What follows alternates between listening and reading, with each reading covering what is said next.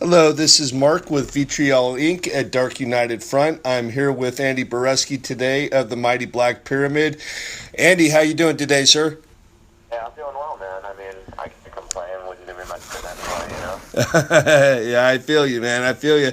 Well, the first question I wanted to go ahead and ask you is, what made you decide that you wanted to pursue a career in music? Was there any particular band or artist, album or song that made it an easy decision for you to become a musician?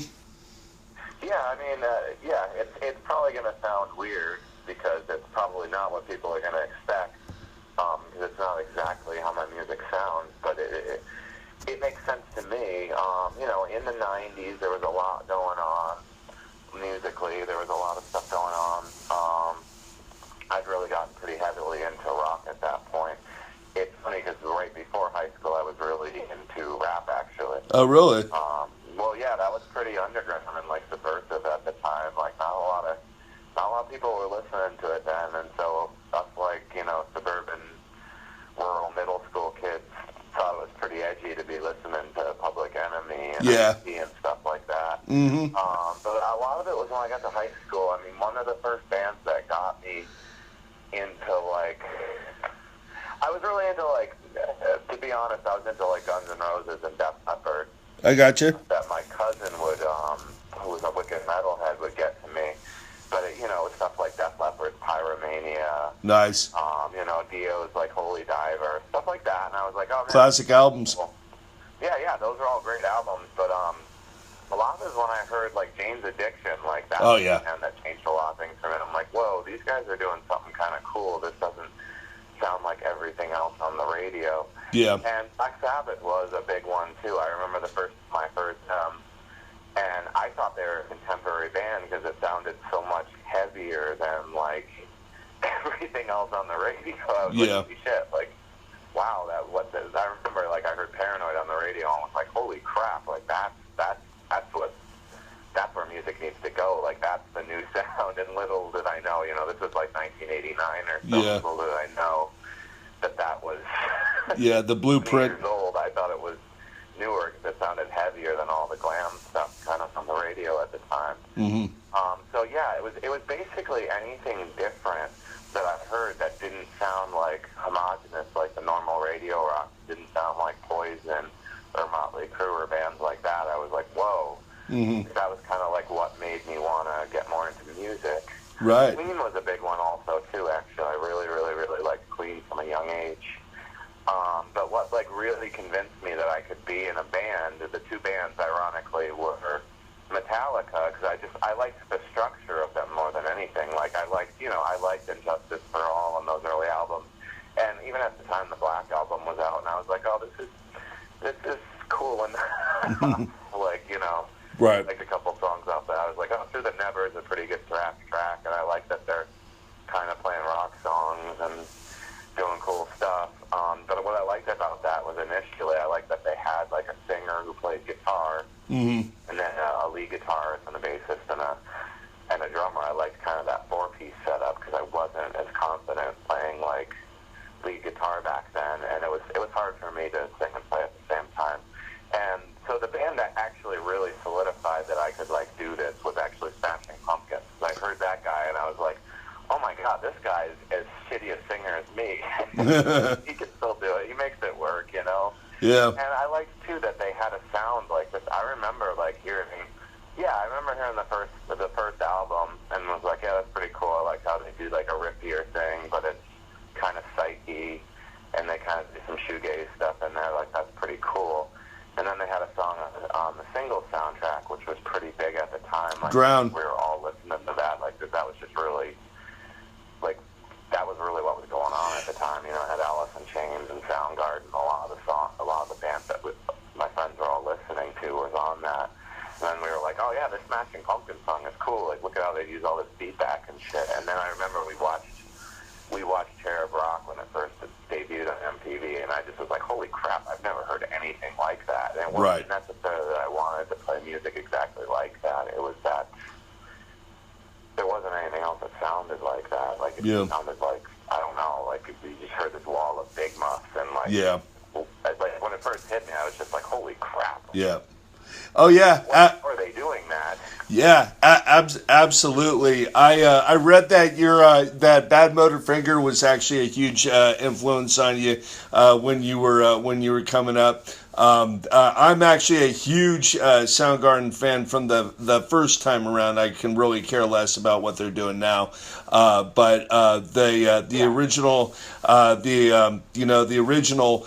That album is to me still is like one of the greatest albums of all time, and I actually was able to see that band a total of I think like 13 times within like a 5 or 6 year period, and the majority of those shows. I definitely saw them. I saw them doing those songs and stuff. I saw them in '94, and I saw them do it on the Melancholy tour a couple of times, but.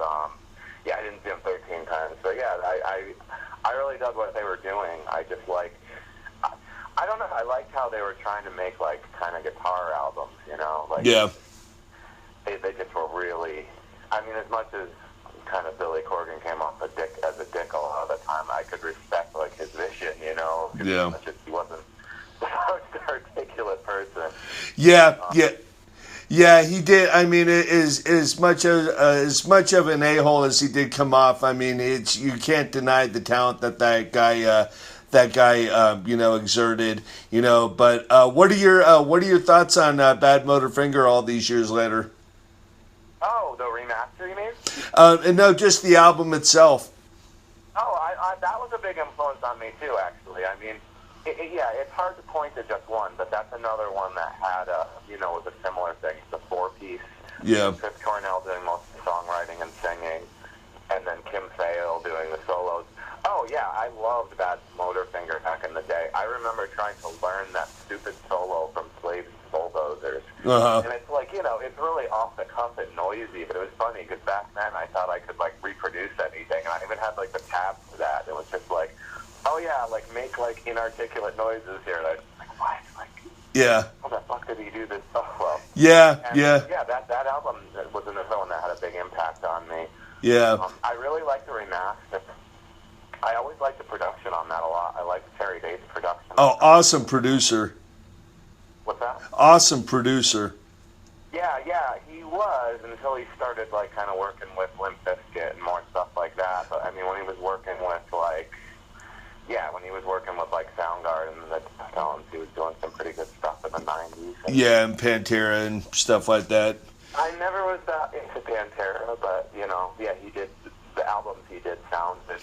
Yeah, they definitely have a definite crushing, just stamp on them. Kind of like, not the same thing, but definitely had its own trademark stamp, kind of like Dave Jordan had back in the day when he did with like Alice in Chains and Jane's Addiction and even Armored Saint, for that matter. Yeah, no, totally. Yeah, those albums were a little more like toppy. He was good at getting them. Those bands to sound kind of chimey and dark at the same time, like Jane's Addiction and Alice in Chains. They definitely had good production values. I mean, yeah, all those bands were big influences on me. Yeah. Back then, I mean, that's what I grew up with. That's what I was in high school. Like, all that stuff was around me. That's the bands we were going to see. Yeah, yeah.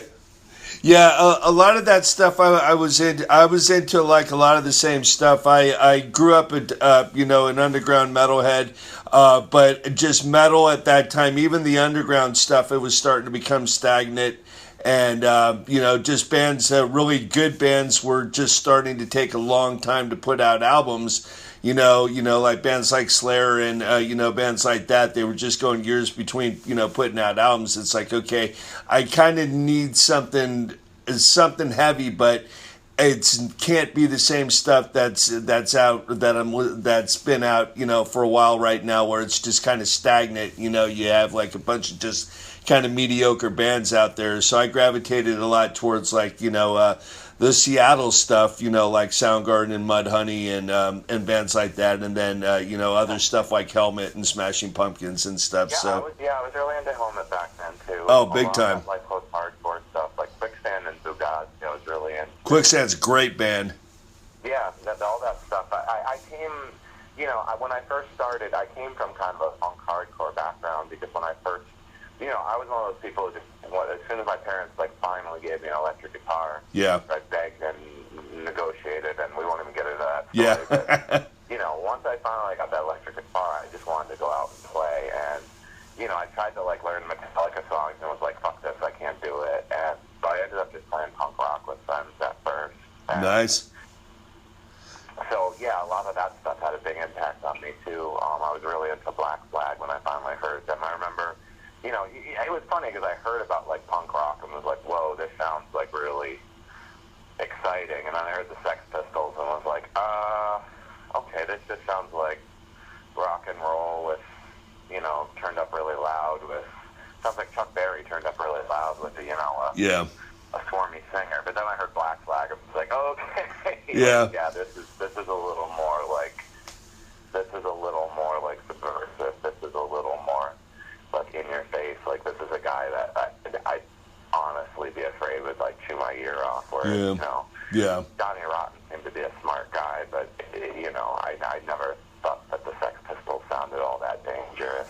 So yeah, hearing some of the American hardcore Yeah. in the early '80s was a big influence as well, just because I could do it. Yeah. I really liked that mentality of just fuck it. Yeah. 2 chords, start a band. Yeah. And that's kind of what I did. And that actually carried on a lot to Black Pyramid. I mean, all of us kind of came from that kind of background. So that was a big influence, actually. Nice. What about the Misfits? Yeah, I love the Misfits. When Gene was in the band, he was really, really into Danzig and the Misfits. So was Clay was always into that stuff too. Yeah. They actually were in a Misfits cover band. That was an instrumental surf cover band they did. Nice. Before they were in Black Pyramid. So, I mean, yeah, those were big, very big Misfits guys. Yeah, I never liked his solo stuff as much, like Danzig. So I was like, oh, it's okay. Yeah.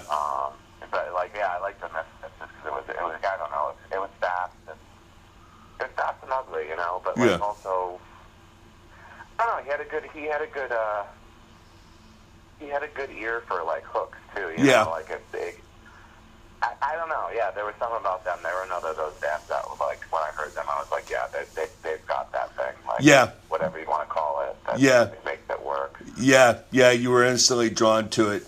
Who are your main influences, both as a guitarist and as a vocalist? Who is your all-time favorite guitarist and all-time vocalist, metal or otherwise? Ooh, okay. Yeah, that's an interesting one.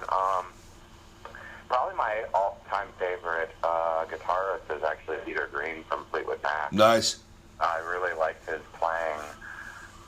I don't know. There's just something really special about when I hear him play. He's not I don't know. There's just a way he gets so much out of a single note. He plays a note and it's it's not just a note. It's he puts everything into every note he plays, and you can hear him play a really simple passage, just a blues that I could do in my sleep. But when when I do it, it sounds like me just flopping through something that he does, and it sounds like it's bringing out in the Taj Mahal. Yeah. And I think there's a lot to be said for that. And it's not like I consciously try to play like him. It's just I really like how he does that, how he approaches putting a lot of emotional content into every note. It's almost like this Bruce Lee thing where it's that guy could throw a punch and knock someone. The guy could throw a 1-inch punch and knock someone across the room. That's kind of how Peter Green plays. I like that. It's not necessarily in your face. It's sometimes subtle. Mm-hmm. It's just what he puts into every note he's playing. In those early days, I thought he was really great at that. Yeah. I thought he was particularly heavy. I mean, obviously he was. I mean, Green Monolisi was covered by the Melvins and Judas Priest. And Judas Priest, yeah, exactly. So, I mean, he had... And Corrosion and Conformity. What did they do? They have it. They put it on their. I don't think it's actually was on their original release, but it's on the remastered, redone version of the very first album. Yeah, they do a version of Green Monolisi.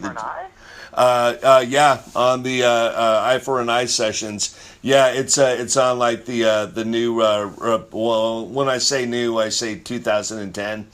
But yeah, it's on there. Check it out, definitely. Shit, I swear I have that. I'm gonna pull it out right now. You know, but yeah. What were you saying? Oh shit, you're right. Yeah, I don't think I've listened to the. I have the two LP set, so it has a second LP of extras, and I don't think I ever listened to it. You're right. Side C, the last song is Malaysia. I haven't even heard it. It's great, man. It's great. Yeah, but what you were saying about Peter Green, you know, and I mention this guy all the time, but it's the same way I feel about David Gilmour's playing. It's just, I mean, he plays one note, and it's like, dude, you play one note, and you say more than every other guitar player who plays, you know, 50,000 notes or whatever. You know, you just say more with just playing that one note, you know. Yeah, Gilmour was a big one for me too. That's something I got more into in college when I Adam from Palace and Thunderland, who plays bass now with us. He was someone who steered me more towards psychedelic stuff. Like, I had heard Caius and Monster Magnet and stuff in the '90s, and I thought that was cool. But a lot of it was I liked that they were aggressive. And when I used to hang out with him, you know, we just used to we just used to smoke pot and like listen to the Who and like Velvet Underground and Pink Floyd. Like, he was someone who really got me into Pink Floyd. He'd be like, hey, do you think you can play this song? And I was like, yeah. Nice. And then eventually, like, he went to bass, and that's how we started playing music together. Nice. But yeah, that was definitely another big influence. But that was a little later. That was in my college years. I got more into the psychedelic end of things in college. I mean, it's kind of a time for that, I guess. Yeah, I got you. Well, what about as a vocalist? Oh, geez. I mean, that's one I've always struggled with. I mean, Ozzy's obviously a big one. Nice.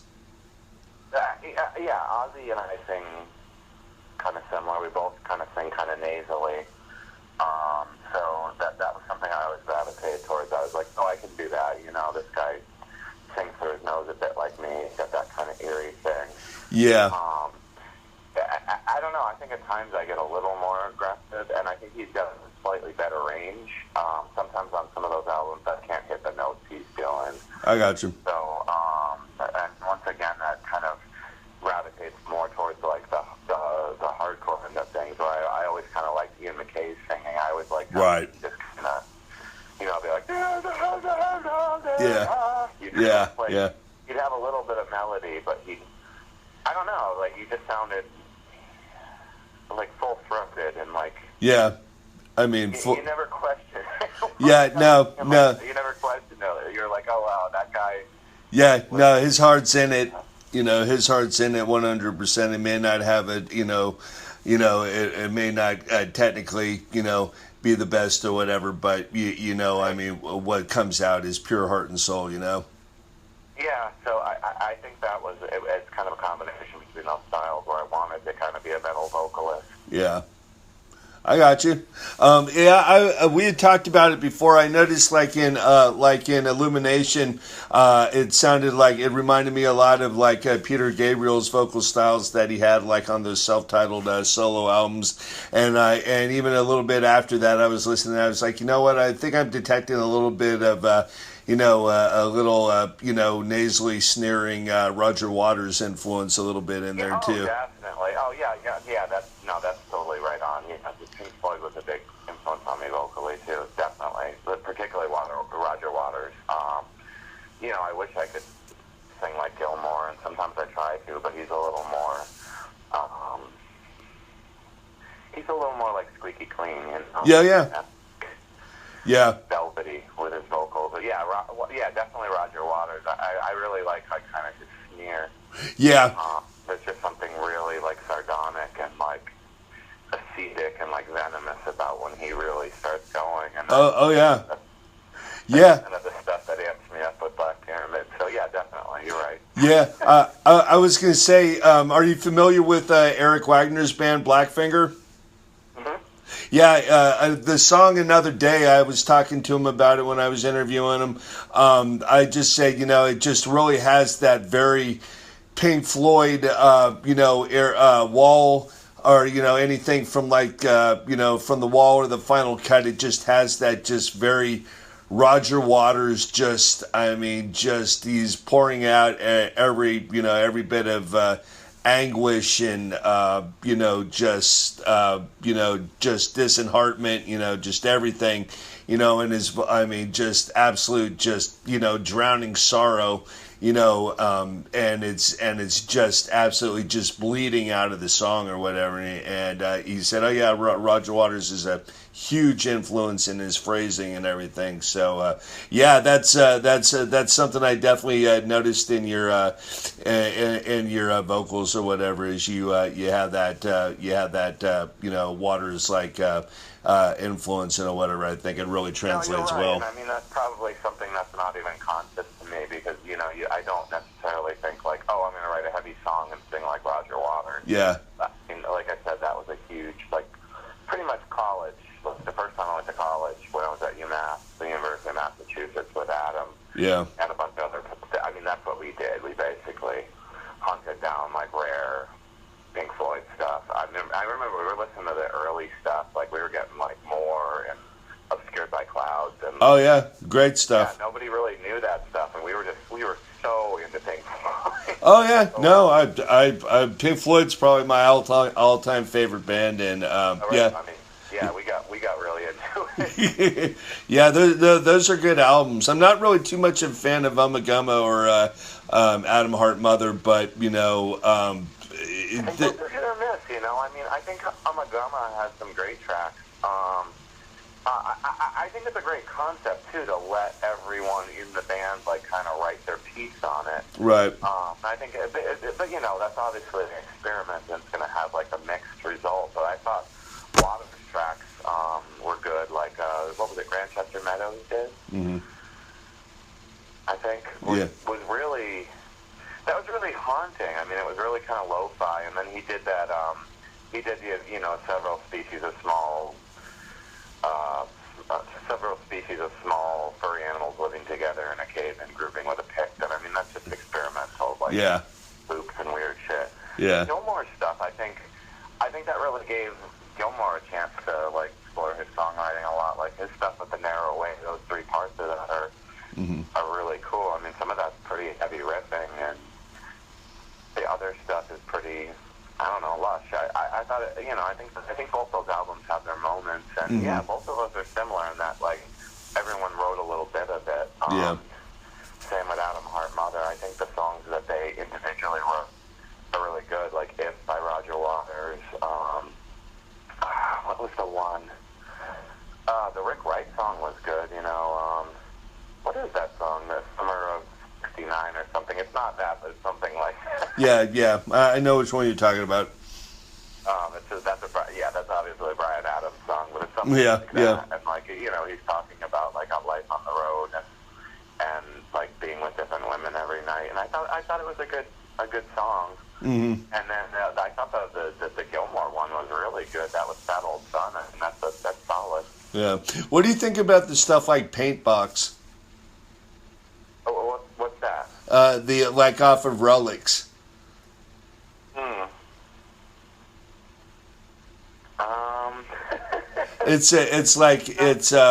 It's more. I believe Rick Wright actually sings on it. It's one of the. There's most Pink Floyd is very melancholy, but this is just very. It's very melancholy, but it's got a pop. It definitely has a pop element to it. Yeah, some of the early stuff really had that. That was cool. That was the time. They were obviously influenced a lot by the Beatles early on. That was off of Relics. The one I really like is what is that? Embryo. I think that's really good. Embryo's a great song. Yeah. Now, Black Pyramid Sound is described as psychedelic war metal on the official Facebook page. Who came up with that, and may you elaborate on that? I came up with it. Nice. Actually. Yeah, elaborate. Yeah, I can do that. A lot of it was just, I, I don't know. I'm not a big one for like genres. I'm always a big one for like not being. I'm not really a purist or a traditionalist. Gotcha. So I got a lot why we were lumped in with the kind of the doom and stoner rock things that were going on at the time. Mm-hmm. I mean, that makes a lot of sense, but I think even if you listen, even when I go back and listen to that first album, I think the big thing is how far the tempos are pushed forward of usual doom music. Like we were kind of rushed, Right. There was this kind of urgency to what we were doing. Mm-hmm. And I think that's a lot of what made us different. Like, we were obviously playing Black Sabbath riffs, like had a big Sleep influence. We're influenced by Electric Wizard and a lot of those same bands, but we weren't that same like kind of really slow, deliberate band. We were more like, we're going to turn up real loud and play a little bit faster and get in your face. So for me, like, just calling us a doom band didn't really work for us. So I kind of came up with that term one day because I don't know, it seemed descriptive. It was, I felt like, yeah, we gravitated more towards the war metal end of things, like, kind of like Conan. I don't even know what band to necessarily point to. I mean, High on Fire, obviously.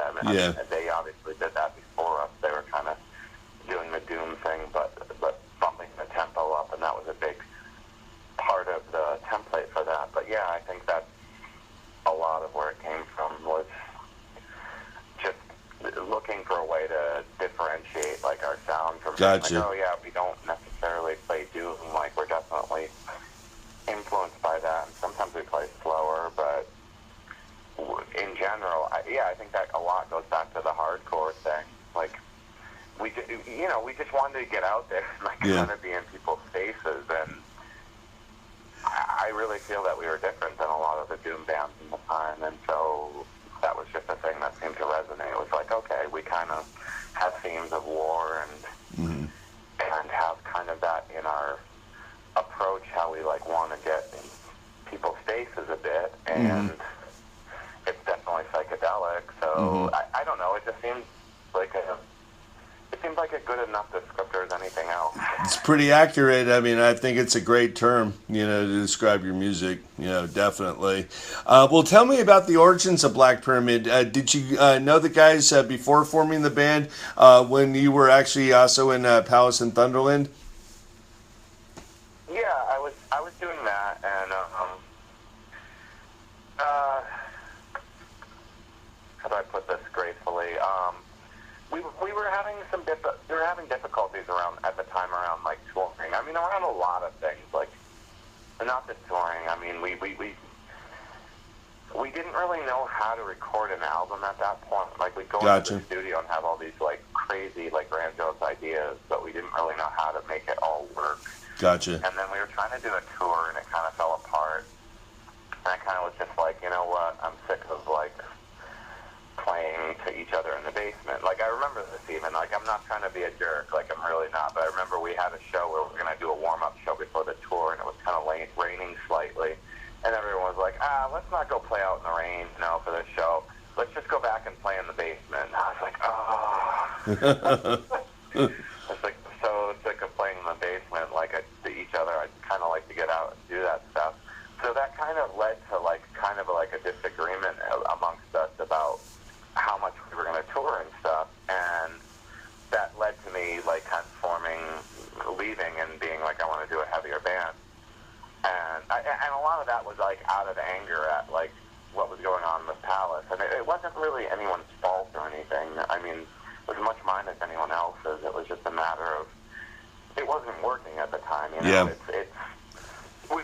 We're back together now and we play and we get along really well. I think it's like a lot of things. It's like, I often tell people when they ask me about like what being in a band is like, I'm like, okay, you have a girlfriend or whatever, you have a boyfriend.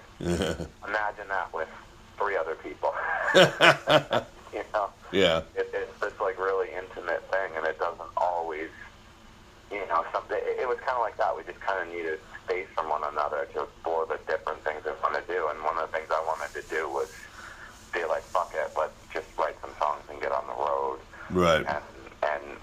And stop with all this dicking around. And a lot of the dicking around was my fault. It was just the dynamic of the relationship of the band where that tended to be what we did. Yeah. We liked it. It was just a matter of like, okay, like, what are we going to do with this? Yeah. In the basement for the rest of our lives, or do something else? So we decided to split, and I did Black Pyramid, and that was kind of the impetus for that, was wanting to make some music that could get out there a little more.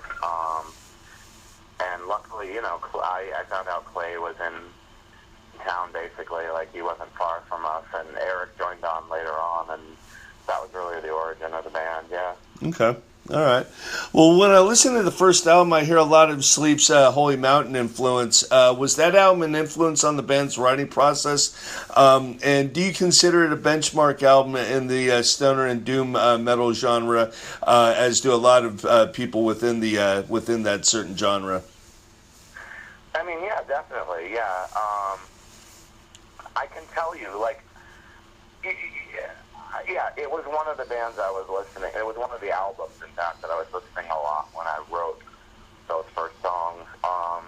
When I left Palace, I kind of just did so in a huff and was like, whatever, I'm going to do my own thing for a bit, guys. Like, we'll figure this out. Mm-hmm. And yeah, I basically sat around listening to basically like Sleep, Holy Mountain, Electric Wizards, like Witch Cult Today. Okay. Acid Kings, Buswoods, the first High on Fire album. I just sat there and listened to that stuff for like a week, and then I was like, well, am I going to be able to, like, I'm going to down tune my guitar more? Am I going to be able to do heavier music, like write heavier songs and sing them? And yeah, those were the songs that came out. So I think you're absolutely right. That was one of the albums that was on heavy. And it's definitely a benchmark in that it came out so early on, right, in that scene. I mean, it kind of wrote, it's not the greatest album in the world in that, like, right. It was intended as a demo. Mm-hmm. It's loose, but I think it's one of those albums where its charms are really in its kind of deficiencies in a way. It was loose, and the imperfections are the perfections. Demo, but you hear it, and it's just so naked and honest, and like yeah. So that I definitely consider that a benchmark of the style and the theme. Sure. All right. Well, why was the Stormbringer compilation album released before Black Pyramid 2? Well, we kind of had those.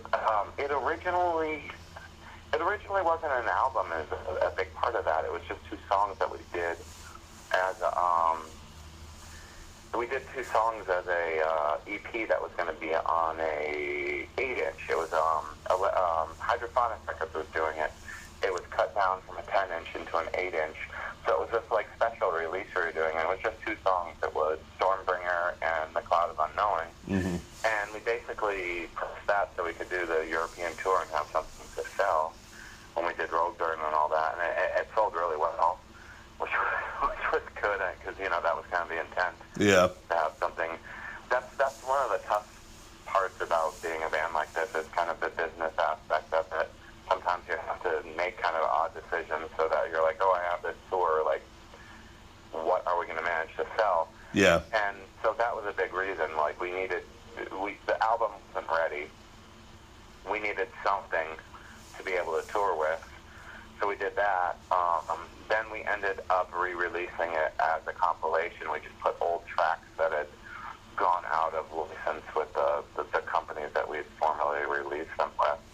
So, we threw on the stuff from the old one split we'd done, that was Illumination and War Swine. And we threw on a Caravan, and then we also put on Macedonia, because that was a vinyl-only track that we'd done for the second. That would have been like the second release of the first album. When we did it on vinyl, we threw that track in so it would make a little more Got it. Gotcha. Well, if I may ask, what was the reason or reasons why you left Black Pyramid? Oh, I mean, you can ask. I mean, it's pretty complicated. I mean, honestly, my life wasn't going the greatest at the time. It was. I didn't really know what to do with myself. I really liked doing music in a sense, but I mean, this is going to come as some shocker, but playing this kind of stuff doesn't exactly pay the bills. Oh, yeah. So I was working like pretty shitty jobs and stuff at the time, like usually cooking at like the sketchiest places you can imagine, because they just cut me a lot of slack and, you know, let me tour when I wanted. And they're like, oh yeah, I need this day off to do a show and whatever. And they'd be like, oh, whatever, you don't have to open the kitchen that day. We don't care, you know. We're a dive bar, it doesn't matter. So I kind of liked that aspect of things, but it drains on you after a while. Yeah. Just living that kind of lifestyle, like of. Yeah. You know, sometimes I bounced for extra money. That's not fun. Yeah, being a bouncer. Like getting knives and stuff pulled on you is not for a living is not fun. You know, I got paid in cash and it got me through. But it wasn't a sustainable strategy, and yeah. It was just getting to be the point where I didn't really know what I wanted to do with my life. Yeah. And kind of basing it. Sometimes when you're like stuck in the middle of things, you yeah. have to get out of them to have some sight. It was hard for me to see, like, okay, is there a way out of this and that things can be better? Yeah. Right in the middle of it, when I'm like, okay, my life revolves around this music, my income and my crappy jobs revolve around this. Yeah. Is there a way out of this? Yeah. And you know, things kind of escalated to the point that it wasn't going to keep working for me. It was going to get worse and worse. Was it conducive to your well-being?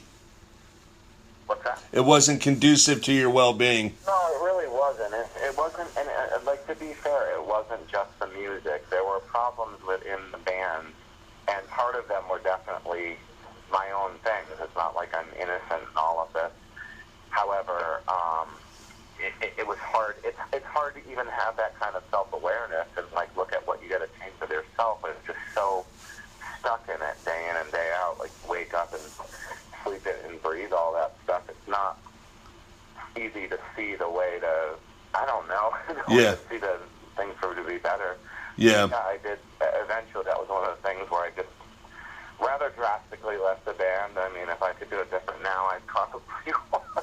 Yeah, I think it's happened with so many bands and so many musicians or whatever. It's just like, I mean, it's a lifestyle that drains on you, you know. And it's you're absolutely right. I mean, I've never been in a band. I've never, you know, had to deal with it or whatever. But yeah.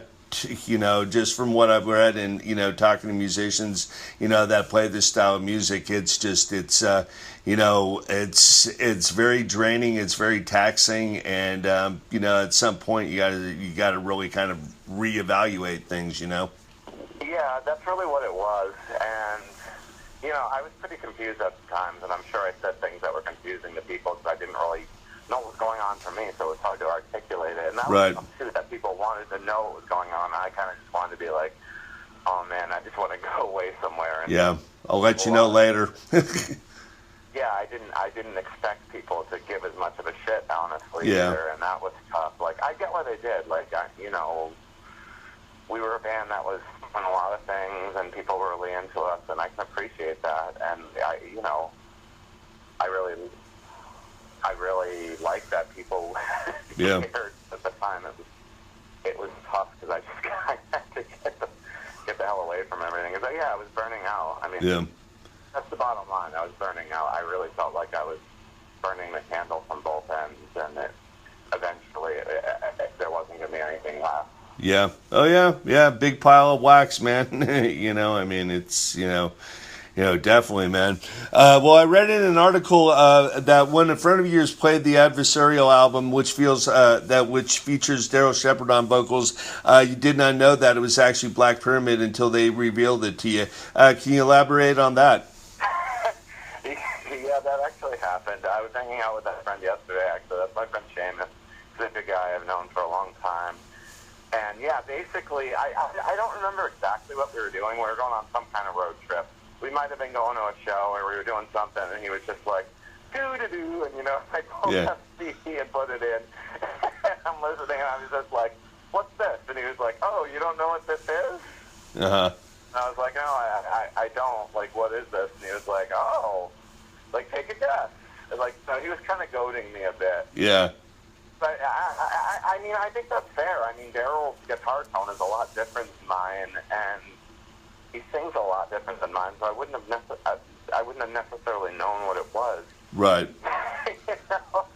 I mean, it was pretty funny. He was obviously, like, trying to play a practical joke on me. Yeah, right. I didn't know what it was, and I was just like, no, dude, I don't, this is, and he was like, oh, it's the new Black Pyramid, and I was like, oh, okay, I can see that now, yeah. Right. Okay, that makes sense. But, yeah, that's really the story behind that. I really didn't know what it was, but, you know, it was just some random album, and at this point, there's a lot of bands that kind of sound like that. I'm not trying to be disrespectful, it's just there's a lot of bands at this point who have done, you know, kind of the doom thing with a little more traditional metal thrown in. And I don't think that's a bad thing. It's just, you know, when you hear a band with a different singer and different guitarist, yeah, you're not necessarily going to recognize it. Right. I'm glad to do with it. Right. Well, what are your thoughts regarding the Adversarial album, and will the current lineup play any material from it live in the future? Yeah, that's a good question. I don't really want to play anything from that, quite honestly, because it's not stuff that I wrote. Right, I got you. It's not stuff that I was involved in. I don't really know.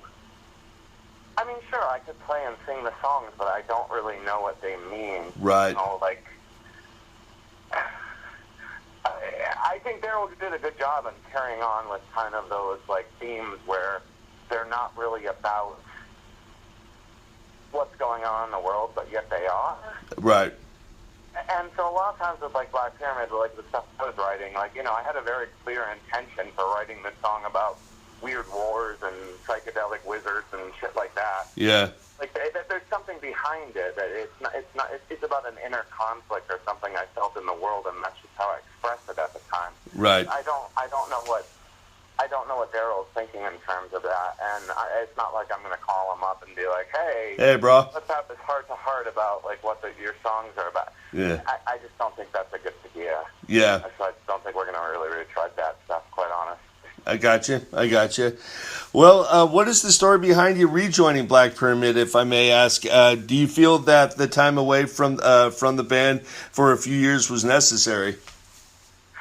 Yeah, I absolutely think it was necessary. It definitely gave me, I mean, one of the things was I wanted to come back to music when I could kind of do it on my own terms, and I think I kind of did that. Where do I go with, like, exactly what led up to us getting back together? I mean, there were a lot of factors. I think for me, like, you know, Clay and I were kind of the first people in that band, and, like, when he was doing it, I was kind of like, oh, yeah, that's cool. Clay's doing his thing. You know, I don't really care what they do with Black Pyramid as long as Clay's involved. Like, I trust that he's going to keep on track that we originally formed and whatnot. But after a while, they were touring with basically no original members. Like, you know, Clay was like, oh, yeah, I can't do these tours or whatever. And they were like, oh, we'll get another drummer. Right. And I think that kind of, I'm hesitant to say that, but I think that I think that kind of rubbed everyone the wrong way. Right. Who was originally involved in the band. Like, not to the point that we were like, oh, fuck this, but it got us, like, talking. It got like me and Erica being like, man, that's kind of weird. They're touring without Clay now. And I was like, yeah, it's weird. Like, I'm not sure how I feel about that. Right. And he was like, oh, yeah, well, you know, it'd be interesting if we did, like, an original lineup, like, thing at the same time. And I was like, yeah, that'd be funny. And it was kind of a joke at the time. But then Clay kind of contacted me and said something similar. He was like, you know, it'd be kind of cool to do an original lineup thing. And I was like, oh, shit, you know, Eric and I have already talked about that. So Nothing against those guys. I Right. get what they had to do at the time. Clay couldn't do the tours or whatever, and they did what they felt they had to do. But I think it also kind of was an impetus to the original members to be like, something doesn't feel right to any of us here. Yeah. And that's kind of what got us talking. Yeah. Well, do you feel that the band is more cohesive now, not just musically, but emotionally, and or spiritually, if you will? Oh, geez. I mean, that'd be a really hard call to like judgment call to make. I mean, we've done a few shows, and we've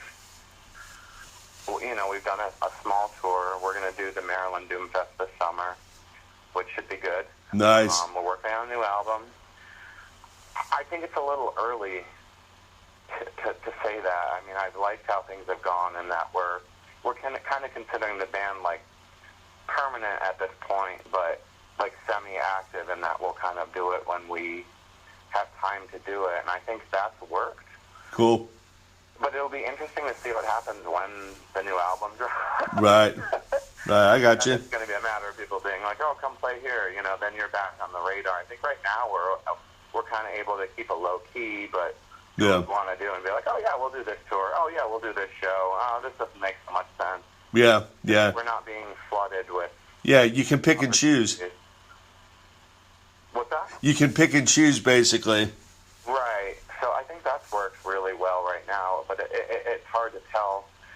I like how we're playing. I mean, Eric has put a lot of effort into learning the songs and stuff, and more than me, honestly. Like, there's a lot of times he's like, "Oh yeah, I was practicing this every day," and I'm like, "Oh, holy shit, I gotta go." And Clay just knows his shit. Like, I never have to worry about him. I can be like, "Hey, we're gonna do these songs for the set," and he'll show up, for the practice, and Yeah. know it all down. Yeah. I know it all down cold. So I mean, it does put a bit on me, but I generally can handle it. As far as how cohesive it is, I thought our live shows for the most part were good. Yeah, I mean, as good as they've ever been. I guess I don't know. It's so hard to try to compare like 10 years ago. Right. We're doing now. Like when we first were playing with this lineup, I can remember it was really brutal and raw. Mm-hmm. And yet it was still, there was something clicking. And I think there's that again, and there's a little more nuance to what we're doing. Yeah. But I think it's going to take a little while to figure out exactly. Yeah, I think there's going to be a bit of a learning curve. I got you. Well, similar to your contemporaries, Wolfat, one of Black Pyramid's best traits, in my opinion, is the ability to change the song's musical landscape on a dime. The track Macedonia that you just talked about previously is a perfect example of how great the band threads arrangements together. The song features a passage that is very reminiscent of the slowed down, moody, melancholy type stuff that Iron Maiden did on their first 3 albums, and then that leads into a short passage that could be right off Pink Floyd's Animals album, and it happens flawlessly. Are those changes usually pre-planned, or are they just organic in nature? What do you mean by pre-planned exactly?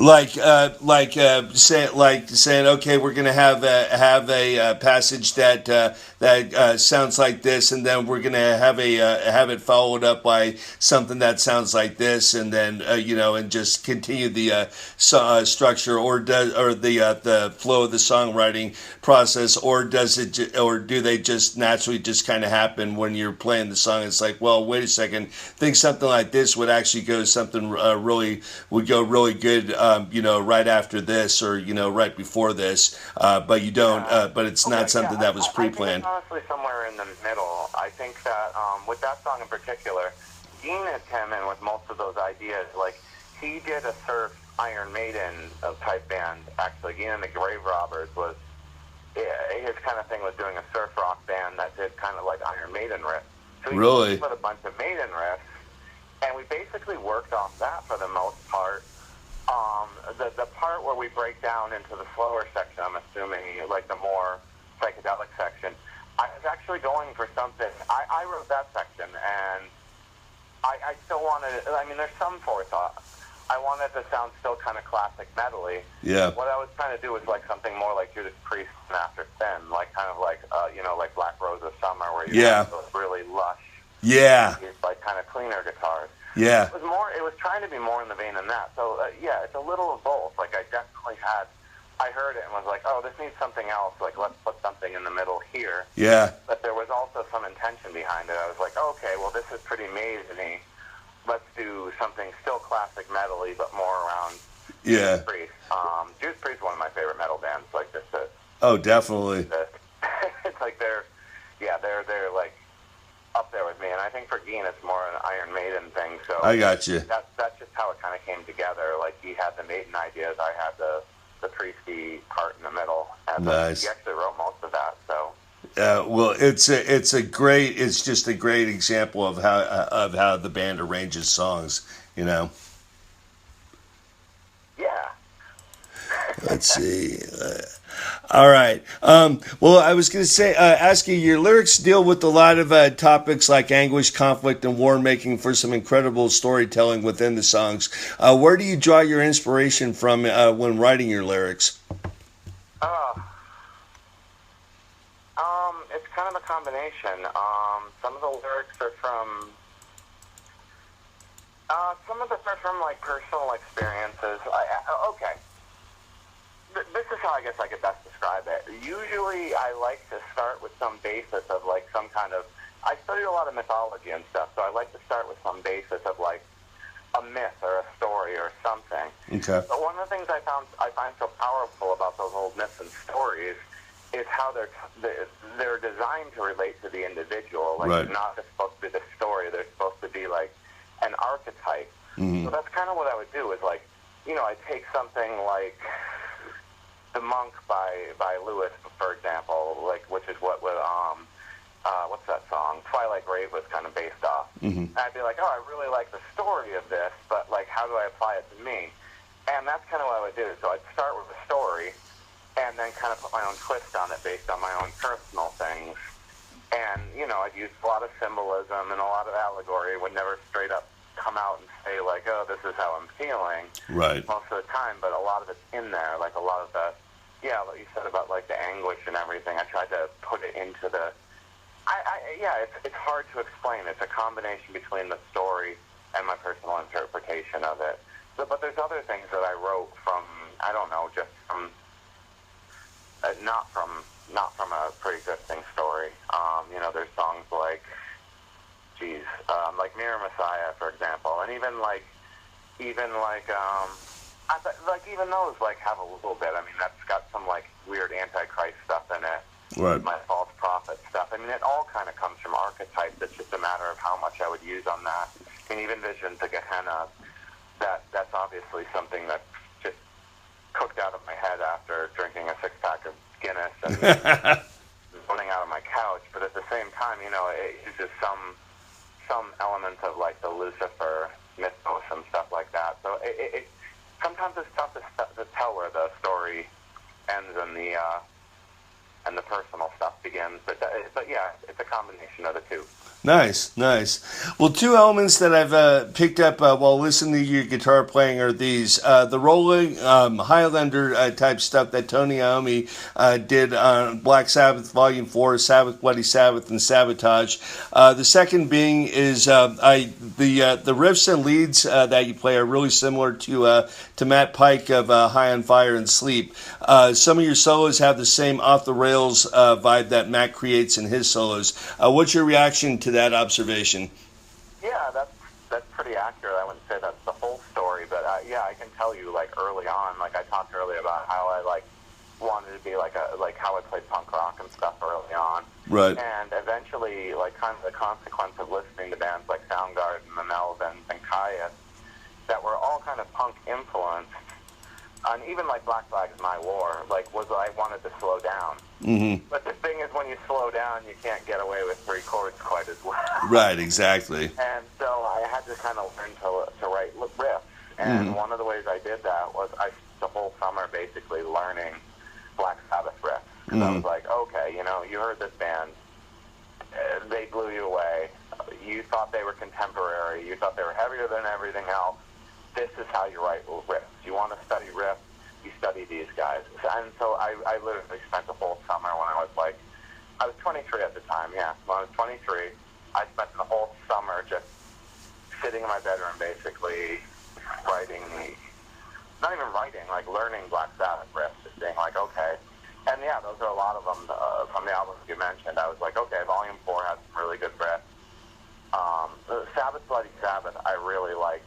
That's my favorite Black Sabbath album, just because something you touched on, like kind of the changes in styles. Like I like on like, you know, the title song, for example, where Right. it go from those like heavy riffs in the beginning to like kind of breaking it down to that like jazzy chorus. Yeah. Where it's clean and has a jazz chord. So yeah, that was a lot of it, was learning those. As far as Sleep and High on Fire and Matt Pike, yeah, that's pretty accurate too, because when I kind of heard that stuff, I like it's similar. I mean, there's a lineage, but I liked how he played. Mm-hmm. I liked how he actually played the notes. You know, how he'd like kind of shake the chords. Exactly. Play the power chord, and he used a lot of open strings and stuff. Yeah. And like that sounded heavy to me too. So yeah, as soon as I heard like his playing, I was like, oh damn, like that's cool. Yeah. And yeah, his leads too. I mean, I think we have slightly different styles. Mm-hmm. In terms of leads, I think I'm a little more melodic, but yeah, no, definitely I liked like how he just kind of like go off the rails. I liked that about Slayer when I heard them. I remember hearing Rain and Blood and being like, oh man, this guy can't really play solos the best, but like Yeah. he's not like Kirk Hammett, who's super technical, but he just kind of like goes for it. And Right. that's cool. Like he kind of just doesn't give a fuck. Yeah. And I liked that about Pike. And yeah, when I started doing more of the Black Pyramid solos, that's kind of what I was going for. Yeah. Obviously, live and on studio was different. I had a bunch of different takes to do in the studio, so I could kind of map out what I was doing a little better. Right. I always thought kind of still wanted to be like that kind of off the cuff, like Scope or Broke and Yeah. Harry and Echo style. Yeah. Yeah, it translates very well, and as you probably can tell, I mean that as a severe compliment or whatever, is you know, your guys' writing styles and playing styles being so similar. I mean, I think that's fucking awesome. Yeah, no, he's definitely been a big influence.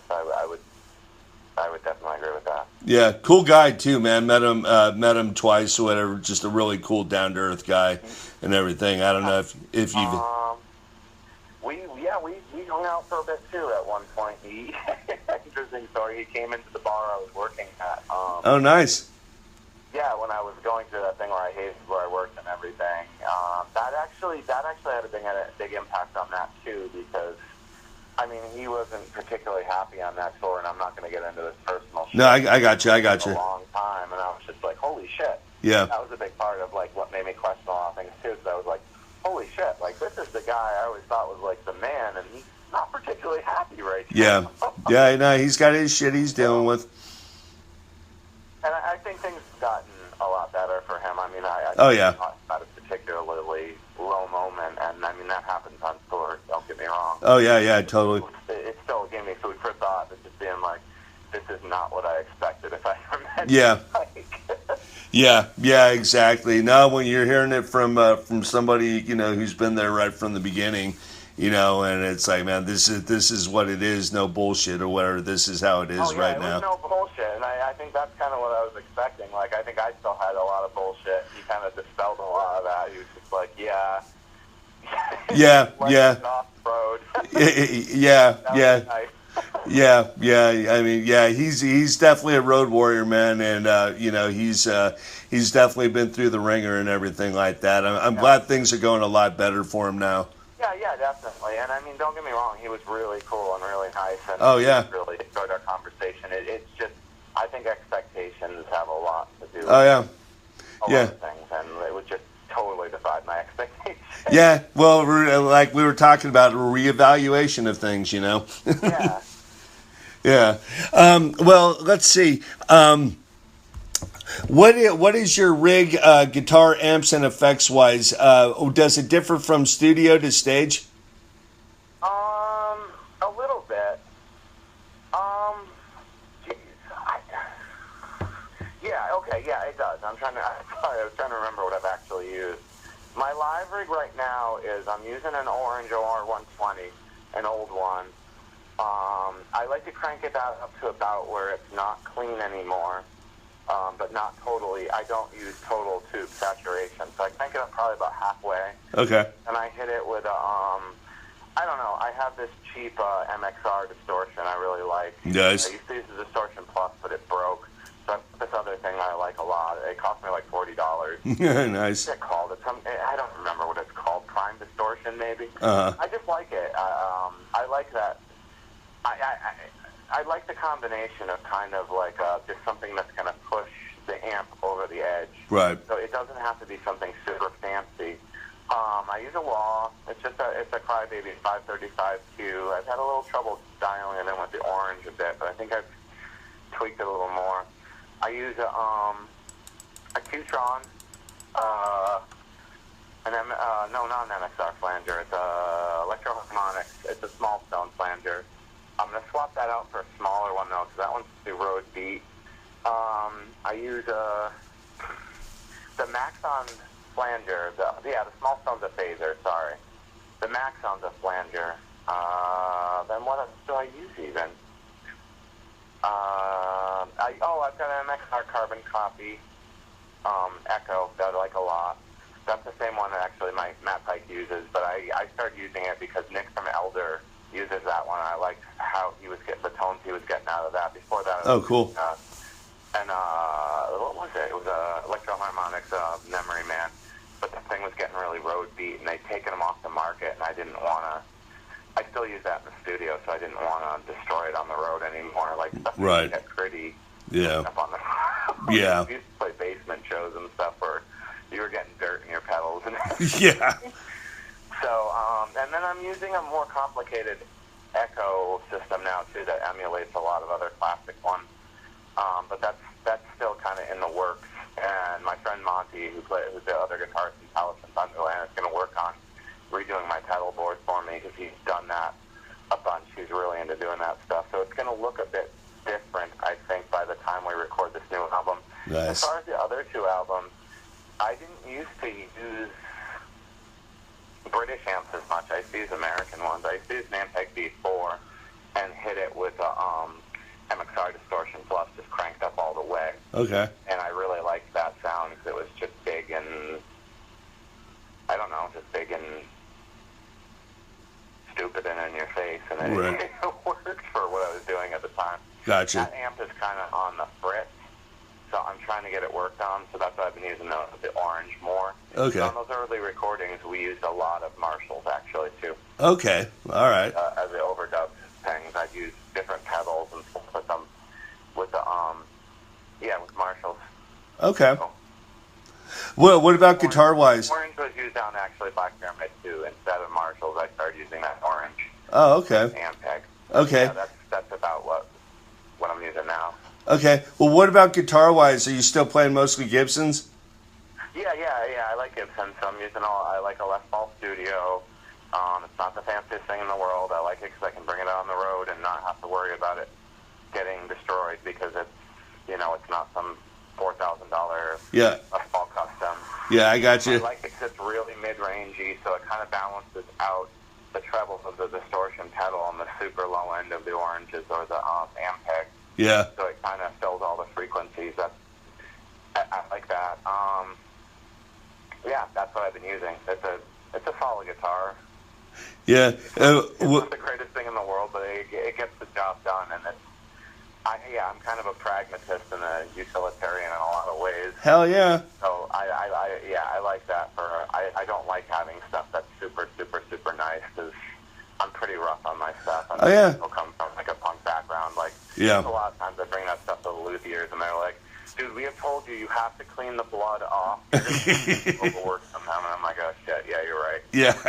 That's So awesome. I'm not going to go on tour with the nicest guitar in the world, but I do like that. I really do like that Gibson.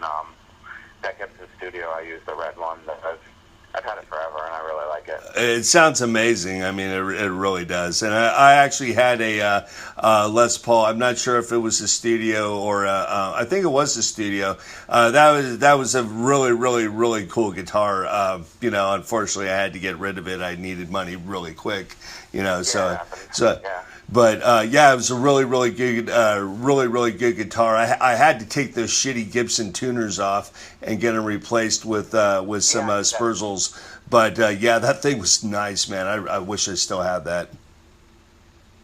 Yeah, Clay had those tuners replaced. He had some work done on my guitar for me that he thought would be useful, and it's been mostly useful. Yeah, it's kind of a Franken guitar. It's got a weird bridge, so it intonates better. I really like using the graphite. I like using the graphite saddles because they reduce friction. Nice. And keep string breakage down and keep it in tune a little better. And yeah, I have the locking tuners up on the top that are pretty cool. Yeah, those are those Spurzels? I think so. Yeah. Yeah, those are good tuning machines. I had them on a Gibson V. I mean, really good tuners.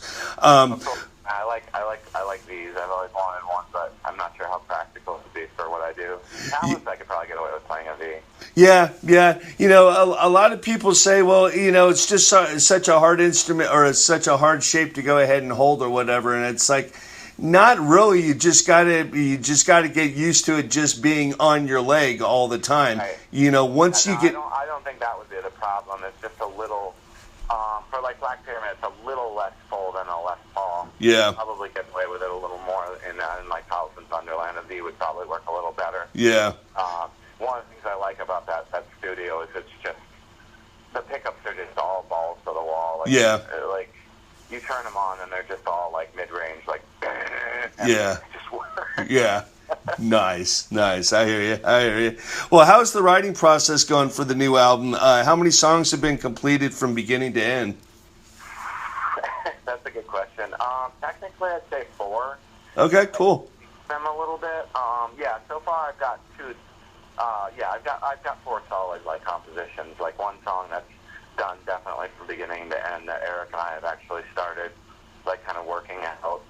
Although we keep changing the intro. Yeah, it happens. Yeah, but other than that, once it starts riffing, it's pretty set in stone. Got a couple of other ones that are, have verse, chorus, stuff in the middle, riffs, going into riffs, endings. They're 95 to 99%. I mean, some of it'll get changed. Yeah. There's one other song I'd like to try to use on the closer as a closer because it's more of a winter muty kind of number that's more moody and a little bit all over the place. I got you. And that I keep changing. Yeah, I got you. Basically working with those 4 right now. I don't know how many we'd end up having. I guess just when it feels done, it'll feel done. It's been a little longer of a writing process this time around, honestly.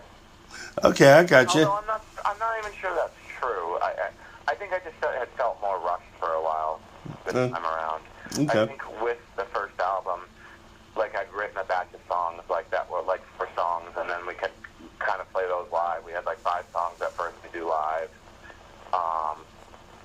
and then we had a while to write the rest. And it was kind of the same with the second. But when you're still doing other things more actively, it feels a little more like the writing's quicker. Whereas I think right now, it's the same thing. I had this writing spurge of 4 songs, and I was like, oh my god, how come I'm not writing the rest? Yeah. But I think I've settled a bit and realized that's not that big a deal. You don't have to write a whole new album in a week, dude. It would suck if you did that. Yeah, it wouldn't be good. Yeah, it's much better when it's an organic process where it's just things just have a way of working themselves out, Yeah, that's what it's starting to feel like more. Once I kind of accepted that a little more, ideas started flowing when I wasn't so pressed to be oh shit, we're on a time frame, we got to get this. Yeah, I'm not as worried about a time frame now. Originally, I wanted to get something out this year. If it happens, that'd be great. If it doesn't, whatever. Okay. 2018 will be great too for music. Okay, I got you. I got you. Well, I'm expecting a really, really, just a great album from you guys or whatever. I mean, every album, my thoughts on the Adversary album. I know you guys weren't part of it or whatever, but I think just the entire Black Pyramid catalog is just really, exceptional, and so I'm just. No, I think that's no. I agree with you. I think that's a good album too. Yeah, I do think that's a good album. A lot of people really responded to it and thought highly of it. I mean, that's a big part of it. I mean, that's a sign that you're doing something right. Yeah. But I think at the same time, like you should kind of be like making albums for yourself. Yeah. And Daryl and I go way back, and I don't think he would have. I don't think he would have done anything half-assed. Yeah. He was into what he was doing, and I think that album speaks for that. I don't have anything bad to say about it. There's been, I think sometimes things I've said about it have been misinterpreted, where I'm like, that's not the album I would have made. And they're like, what do you mean by that? Yeah. I wasn't in the band, obviously. Yeah, exactly. It's like, well, let me explain. I'm like, I'm not trying to be an ass. Yeah, exactly. It's not me doing it, and like that's all I mean. Yeah. Yeah. Fine. Yeah, they're not fighting words. Don't construe them as fighting words, No, they're not fighting words. They're just really blunt words, like to the point of being really literal. I think that's sometimes I think I get bogged down in sometimes being like overly literal and other times being like overly symbolic. Yeah, exactly. Sometimes I think I can be really literal. Just be like, that's a good album and not what I would have done or where I would have done with the band. That this is where they were at the time, and that's cool, and people seem to dig that, so that's fine. That's cool. Yeah, well, I think that comes across in your journalism. I've read a few of your write-ups and everything, and I think your what you've your writing style or whatever. It's very artist. How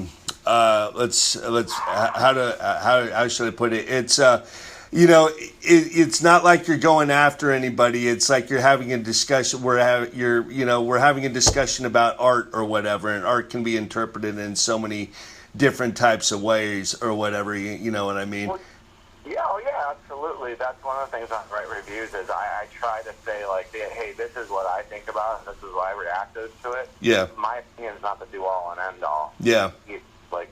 There's more important factors. Yeah, yeah. I don't think there's any time where I've really been like, this sucks. Yeah. I don't think that's fair. Yeah. Because I don't think I'm the person to say what is the merit of an album or not, but I think I can say this is what I find to be its strengths and this is what I find to be its weaknesses. Yeah. And that's fair, but I don't think it's fair to just try to push yourself across as some like absolute authority on something and be like, nope. Yeah. See, I say this isn't good, and you all should listen to me. Like, I don't think that's constructive. Yeah, you can't be a Nazi, Yeah, definitely not. No, that's not a good thing. Yeah, exactly. Well, are there any? I know you have already mentioned the Maryland Doomfest, but are there any other shows that are scheduled in the near future? We're just doing that right now. I'm not sure what else we're going to do. I think a lot of this depends on the new album and just kind of what happens with past releases as well, as far as reissues and whatnot. Honestly, that's why we haven't been doing a lot of shows, is we don't... It's hard to put a tour together when you don't have a lot of merch, and so we're kind of in a place where we're kind of restructuring the band and kind of... Gotcha. Getting stuff together so that we are more equipped to go on the road. Yeah. We might do a West Coast tour next year, like next winter. I don't know. It's on the table. We have some options around that, and some people are willing to help us facilitate that. Our friends in Problems with Dragon, they're really good guys, and we did tour with them last year, and it went well. They've got a lot of resources, and they know a lot of people West Coast, and they basically have like a back line out there, so they're like, nice. Fly out and rent the van and do shows. So we're really seriously looking into that because yeah, those are our boys. I mean, those are people I, hang out with and party with and rage with all the time. Well, And so going on the road with them is really chill because it's just like, it's like going out with your brothers. It's like, it's not like, oh, are we going to get along with these guys? Yeah. Never really had those problems, but there's always that initial, you're like, oh, are these guys going to gel with us? Yeah. We've never had that problem touring with other bands, but we've also not done so much stuff in the same van and everything with other bands. A lot of times we're just like meeting them for every show, or they're at my house or something when they're in the area. So I think we'll definitely be doing more tours.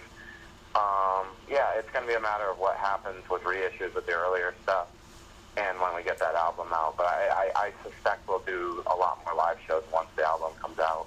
Dude, that would be badass, and with you guys, possibly coming out to the West Coast. I'm actually out here in Arizona, so if I can help out in any way or whatever with you guys out when you guys come out to the West Coast, definitely let me know, man. Oh yeah, I will. I will definitely let you know. Don't get me wrong. Cool, awesome, man, awesome. I've never been farther than Texas, so it'd be really cool to go out to the West Coast and see like Arizona and the deserts and stuff like that. Badass, man. This is where some of this music started. Yeah, exactly. Well, do you have any bands or artists that you would like to give a plug to right now? Oh, geez, I guess so. I've been listening to a lot of cool stuff lately. There's been a lot of good music coming out in 2017. The new Elder album, I will tell you right now, is going to blow people away. Nice. It's really good. I mean, this shouldn't be any shocker. Their albums have always been really good. And they're the guys from our neck of the woods. They're out in the east end of the state, but they're someone was early on. Our careers were very much intertwined, even though they can play a lot better than us, and I can play a lot meaner than them. But that's just me being old and bitter, and them being young and skilled. I got you. But I always liked playing shows with them because it was a good dynamic. I always thought we were like pretty like punchy in people's faces, and then they just kind of melted people's faces with their playing. And that's the new album. They're definitely still going to do that. Another band I really like is band Junius out of Boston. I'd heard about them a couple of years back when it was announced they were doing Roadburn. I hadn't heard of them prior, but I really like what they're doing. It's kind of like a post-punk kind of thing. Like they've got like a real like Joy Division and like Cure vibe, but it's still very, very, very heavy and like kind of in the Neurosis vein in a way. Yeah. There's a lot of interesting influences they do. I like their new album in particular. I can hear a lot of hum and like Deftones and stuff that I like that you won't necessarily hear come out as much of an influence in what we're doing in Black Pyramid, but like hearing them, I'm like, man, that's a band that's got it. Gotcha. The other one I really like is I just heard that Bakonis album out of Sweden. Their new album is really, really good. It's not out yet, but it's going to be coming out on Ripple Music. I think I'm going to be writing that review soon. And nice. I really like that. That's just a really stripped down approach to like stoner doom. They kind of remind me of what Fu Manchu did to stoner rock. They're kind of doing to doom. It's just like, okay, stripped down, like mean mid-tempo riff. Yeah. Like kind of like monotonous. Like kind of hardcore vocals, but not like super in your face like sludge. Like it's just like they've managed to take everything about doom about like the stoner doom stuff I like, and eliminate kind of some of the over and the top stuff, and just like stay right in that like zone where I'm like, man, that's good. Like, this is what I would play if I was doing that type of thing. Yeah, definitely. Okay, all right, cool. Yeah, definitely, man. I really like your writing style, man. I mean, I hope you go ahead and continue with it, man, because you got some good stuff, bro. No, I'm gonna be reviewing that Elder album and that Bakonis album. So yeah, I'm definitely gonna still write reviews. I really like doing that. That's something that really inspires me. So yeah, actually, I should work on that Bakonis album. Nice. Review later today. I was listening to that right before you called.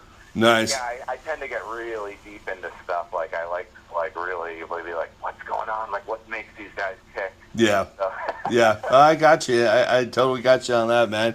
Well, all right. Last question. It's a standard question I ask in all my interviews. But you, Andy, are a metal concert promoter for one night and one night only. You have to choose one stoner or doom metal band, one thrash band, one death metal band, one black metal band, one classic metal band, and one crossover band. You need to pick the order of the appearances as well. You can choose any lineup of any band. Go. Okay. Yeah, that's interesting. Yeah, some of the bands that I would pick, I'm not sure like what their lineups are or how good they are these days. Mm-hmm. Like, I'd be tempted to pick like Obituary as Great. death metal band, but I don't know how they're doing these days. So Hey, if you let me, I might do Repulsion instead. Hey man, definitely check out the new Obituary. I did a review of their show with Creator almost 2 months ago out here in the Phoenix area. Man, they still have it, man. They're still death metal kings. Okay, yeah, I mean that doesn't surprise me at all. But yeah, I think I might go with Repulsion. Really? Just because they kind of had some really classic albums, and then they get back together and they're doing it. And I mean, that's not tech. That's kind of more on the grind end, but I mean, it's still kind of death metal, right? Right. Okay, as long as I can get away with that. Right. Yeah, I do Repulsion. For thrash, I mean, that's a tricky one too. I'd be tempted to say Exodus, but I don't know how great they are these days live. Yeah, well, I mean, you can pick any lineup, like the Bonded by Blood lineup or whatever. Just pick whatever lineup you want from whatever band. People are dead. That's all right. This is a hypothetical. This is okay. Yeah. If it's hypothetical, then yeah, Bonded by Blood era. Yeah, Okay. Bonded by Blood era of Exodus. Repulsion era. Terrorized version. Repulsion, Terrorized era. Okay. Is it Terrorizer? Or am I getting confused with the magazine? Jesus, I don't know. Well, there actually is a Terrorizer band. Yeah, it's Terrorized, isn't it? No, it's Terrorizer. It's actually the original lineup was Pete Sandoval from Morbid Angel. Yep. With David Vincent from Morbid Angel, and then was it? I'm drawing a blank right now, but and Jesse Pintado from Napalm Death, and Yeah, I do that. Yeah. Okay. I do that old lineup. Okay. Bonded by Blood from Exodus. You said, oh, geez. Who else did you say? Black metal band. What band? Then what about a black metal band? Oh, a black metal band. Now, that'd be interesting.